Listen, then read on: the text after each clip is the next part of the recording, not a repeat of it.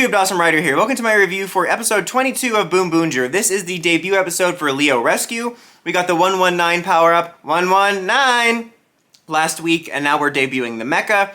And another okay episode, to be honest with you. I have some mixed feelings on some things, which I'll get to, but let's talk about the positives first. First of all, I'm glad that this episode focused more on Taya. One thing that was kind of weird for me in regards to last week's episode, even though it was fine and enjoyable, it felt weird to have these two plots smushed together of the plot about him getting the power-up and Boombot trying to find his dream, and this other plot with Orange and Black investigating, which again was tied into the main plot, but that felt like it should have been its own episode. I feel like for the power-up, I wish this was more focused.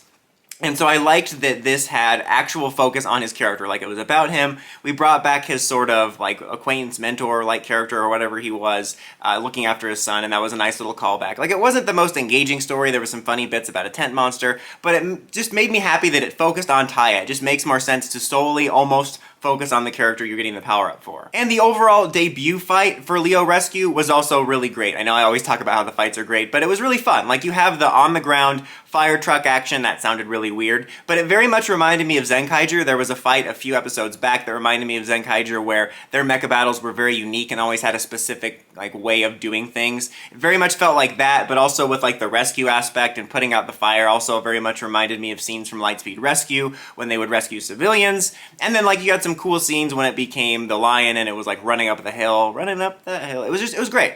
I really liked it. Like, I like when the mecha fights have variety and it's not just feeling like turn-based, like, finisher. That sounded, oh my god. But you know what I mean. I just thought it was fun. I really liked it. I like Rio. I like Rio and Melee. And Long. He was disturbing. I like Leo Rescue. I think he's a pretty cool mecha in general. I generally like those kind of like double, triple changers, and I think that the design for the lion is both cool and endearing at the same time.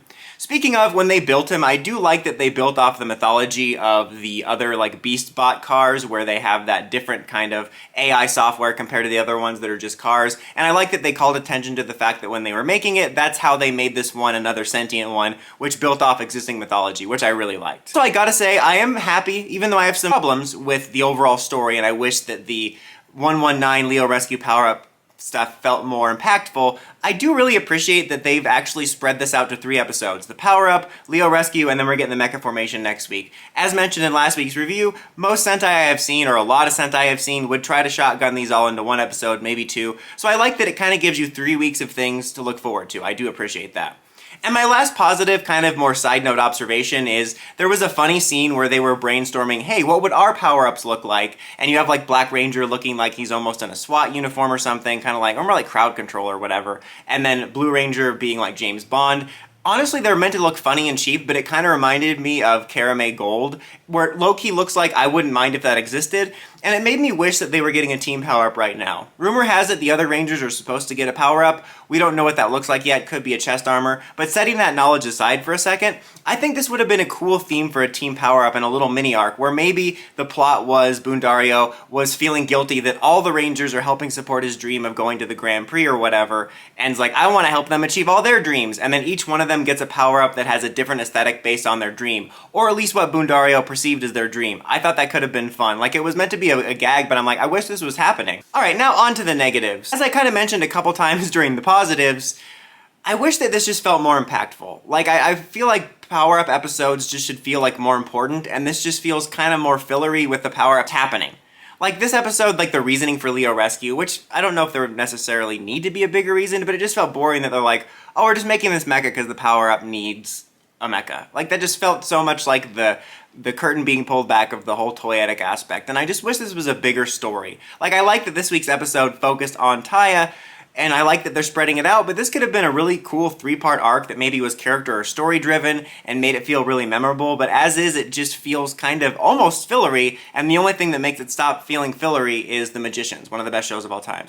The only thing that stops it from feeling fillery is the fact that we know we're getting like major debuts, like the power-up form and the power-up form's mecha. And that's kind of like my main negative about it. Like everything else was enjoyable, but it just feels so boring. Maybe it's just coming off of the power-up form last year, King Odra having such impact, but I feel like I can't think off the top of my head very many power-ups, whether it was a single one or a team one, that felt so uneventful. And that just kind of doesn't make it bad, it just kind of makes it a little bit boring, but it was still enjoyable enough. But What did you guys think of the episode? Let me know in the comments as always. Until next time, don't forget to like, comment, subscribe, and climb the steps and ring that bell to get notifications for my videos. Dawson Ryder, signing out.